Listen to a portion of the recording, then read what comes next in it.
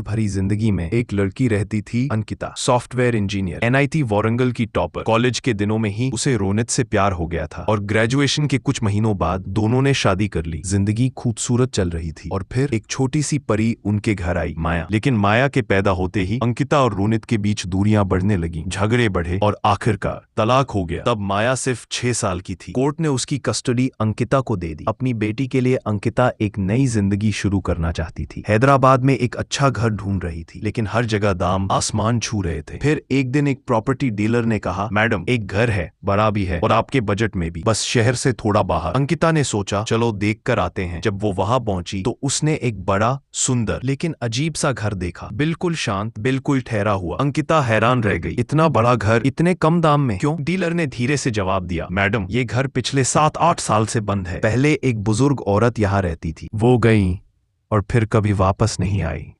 अंकिता ने ज्यादा नहीं सोचा, उसने घर खरीद लिया। माया के साथ नई जिंदगी, नई उम्मीद। कुछ दिन सब ठीक रहा, बिल्कुल सामान्य। लेकिन फिर वो रात आई। रात के लगभग 2:45 बजे अंकिता की नींद अचानक खुल गई। उसने देखा माया बिस्तर पर नहीं थी। उसी समय लिविंग रूम से हल्की सी लॉरी जैसी गुनगुनाहट सुनाई दी। धड़कन तेज हो गई। धीरे धीरे वो लिविंग रूम तक पहुंची और जो उसने देखा, उसके पैर जम गए। एक बुजुर्ग औरत एक कुर्सी पर बैठी थी और उसकी गोद में माया। औरत की पीठ अंकिता की तरफ थी।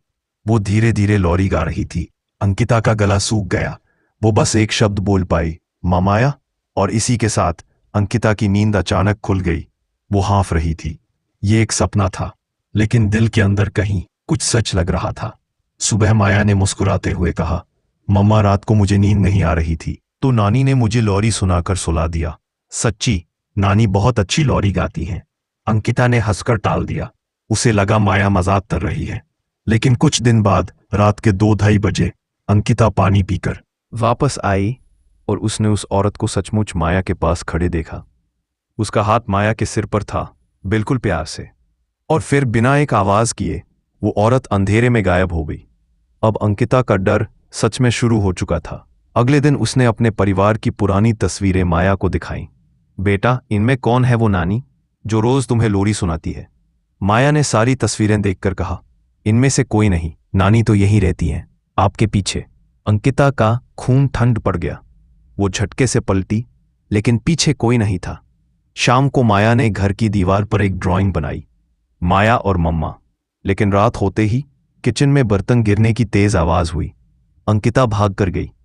पूरे किचन के बर्तन जमीन पर फैले थे और दीवारों पर खून से लिखा था, ये मेरा घर है, चले जाओ। अंकिता की रूह कांप उठी।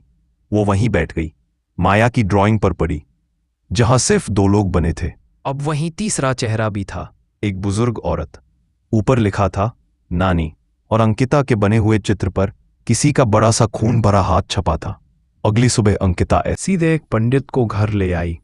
पंडित ने कुछ देर घर में चुपचाप महसूस किया और फिर कहा, इस घर में तुम दोनों के अलावा कोई और भी रहता है।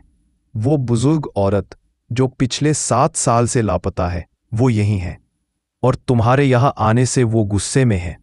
तुम दोनों को तुरंत ये घर छोड़ देना चाहिए, वरना वो तुम्हें और तुम्हारी बेटी को मार देगी। अगले ही दिन सुबह होने से पहले अंकिता माया को लेकर घर से निकल गई और फिर कभी वापस नहीं आई। लेकिन एक सवाल हमेशा के लिए रह गया, कौन थी वो बुजुर्ग औरत? क्यों वो किसी को अपने घर में रहने नहीं देती थी? और क्या वो अब भी वहीं है?